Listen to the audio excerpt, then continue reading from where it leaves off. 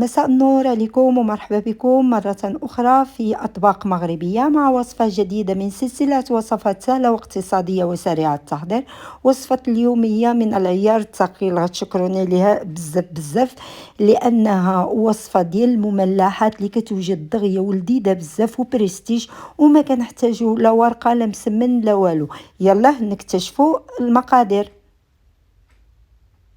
على بركة الله غادي نشبروا واحد المقلاة اولا طنجره ولا اللي عندكم، غنعملوا فيها قليل من زيت الزيتون، وغادي نعملوا فيها كذلك جوج ديال ضريصات ديال الثوم مطحونين ولا مطقطقين بحال اللي كنعمل انا دائما ملي كنجيب الثومه كنقيها ونقطع ستيتوا ستيتوا ونعملها في واحد الرضومه ديال الدجاج بالزيت ديال الزيتون ونحتفظ بها في المبرد او الثلاجه ملي كنحتاجها كنجبدها.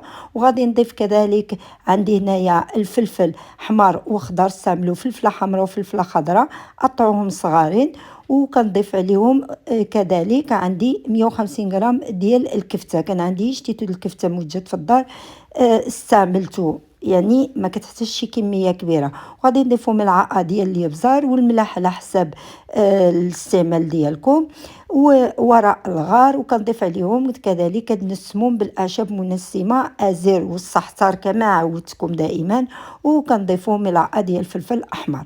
كنخلطوا كل شيء مع بعضيته، كنخليوه يتشحر على نار هادئه، كنغطيوه ونخليوه على جنب. بعد ما كيتشحر لنا جميع المكونات وكطيب مزيان، غادي نضيفوا لها 3 ديال الملاعق ديال سوليس اولا طماطم. انا كنستعمل هادي طوماطي فريتو، يعني سوليس بحال اللي كتستعملوا نتوما في المغرب ديال الكرتونه. غادي نحركوها مزيان، غتغلى غير شتيتو، غادي نطفيو عليها ونخليوها على جنب. فقط للتذكير يمكن لكم تضيفوا الخضر اللي نتوما كتبغيو تستعملوا. انا كنستعمل دائما الفلفل لانه كيطيب دغيا وفي الحشوه كيجي لذيذ بزاف.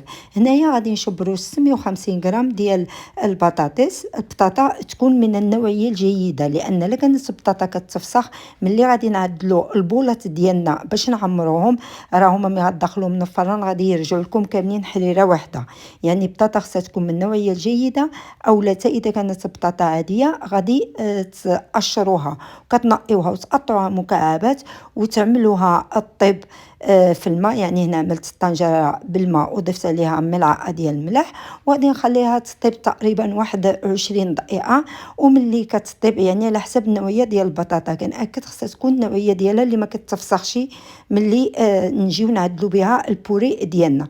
غنخليوها طيب، ملي كطيب كنستقطروها مزيان مزيان، وكنضيفوا عليها الملح على حسب الاستعمال ديالكم، وكذلك كنضيفوا عليها ملعقه كبيره ديال البقدونس مطقطق، وكنضيفوا لها 20 غرام ديال الزبده. ويمكن لكم تطحنوها على شكل بوري بهياش ما بغيتو. كذلك غادي نضيفوا لها بالمنسى نصف ملعقه ديال الابزار والاعشاب المنسمه. انا غادي نستعمل باش نرد بوري غير الملعقه، لان داك الباراتو اللي كنعدلو به ما عنديش. غنستعمل ملعقه. نتوما كتشوفوا كيفاش غادي ندهس مزيان، لان البطاطا رطبه كنخليوها حتى كطيب مزيان، ومن بعد كنحصلوا على هاد البوري هيدا. اذا كانت البطاطا كتفسخ وشفتوها خفيفه، بامكانكم تضيفوا لها ملعقه ديال مايزينا، ملعقه مايزينا اولا البان ريادو، يعني ديك الخبز اللي كيكون عندنا مطحون كنستعملوه في الكروكيطات، بامكانكم تضيفوا له واحد الملعقه منه. خصهاش تجي البوري ديالنا خفيف، غادي تفسخ لكم في الفران، لانني جربتها واحد النوبه ووقعت لي. هنايا غادي نعدل الكويرات وكنحفرهم من الوسط. حاولوا تخليوهم اغلاطين، تخليو الدوره ديالهم غليطه باش ما كتهودش. غادي بحال هاد الشكل هذا كنعدل البولات في يدي، ومن بعد كنحفر لهم حفيره في الوسط. الا كانت عندكم، انا عندي طابله كبيره عملتهم مفرقين، ولكن لا عملتهم مدحسين، يعني واخا كتكون المصه ديال بطاطا خفيفه ما كيتفسخوش كيلصقوا بعضيتهم كيبقاو شابرين بعضيتهم. يعني الا استعملتوا الطابله صغيره وجبتوهم حدا بعضيتهم، انا استعملت الطابله كبيره ديال الفران اللي عندي، ولكن انا عندي البطاطا استعملت النوعيه اللي ما غتفسخش مره ملي ندخلها نفرن. هانتوما كتشوفوا كيفاش ساليت البطاطا ديالي. ها هي انا قلت لكم الدوره ديالها خصها تكون اغليطه باش ما كتشرحش. هنايا غادي نحاول نعدلو باش يجيوني مدورين هيدا، ومن بعد عدلوا نتوما المديده اللي بغيتو. انا 650 غرام خرجت لي 6 فائط باش كيجيو غلاطين.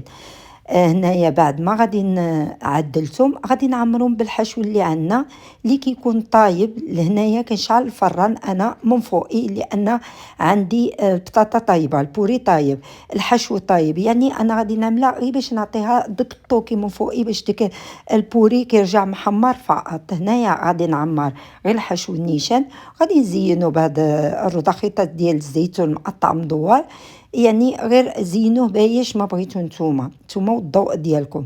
هنايا غادي نعدلو بهذا الشكل هذا. بغيتو تعدلو كذلك يجيو فحال كويرات كتعمرهم بالحشو وكتكورهم كاملين، حتى هما بامكانكم تستعملوهم. انا كيعجبوني هيدا باش كيجيو حتى المذاق ديالهم مزيون، الشكل ديالهم عفوا مزيون. هنايا هاد الثلاثه هادو غادي نعمل لهم الجبن من تحت لان عندي متوفر وكان عندي مفتوح، يعني خصني نساليه، عملتهم لهم من تحت حتى هو كيعطيهم واحد اللذه رائعه. ملي كنعملوا لهم داك موتزاريلا نتاعها نتوما كتشوفوهم كيفاش جاو. هنا غادي ندخلوهم في الفران، نعطيهم غير واحد الطوكي من فوقي باش يتحمروا فقط. كنتمنى يعجبكم الفيديو وتشاركوه مع اصحابكم واحبابكم، وما تبخلوش علينا بالاشتراك في قناه اطباق مغربيه او في التيك توك كذلك لدينا صفحه.